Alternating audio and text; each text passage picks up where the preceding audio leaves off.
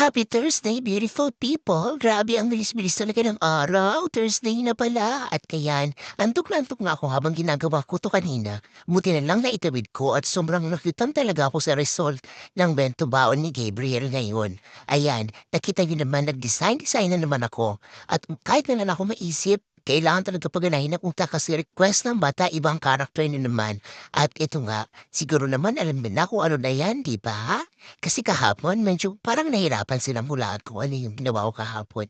Ayan, nilagyan ko na rin ng ketchup at saka itong ulam niya ngayon pala ay prepare ng tita niya kagabi.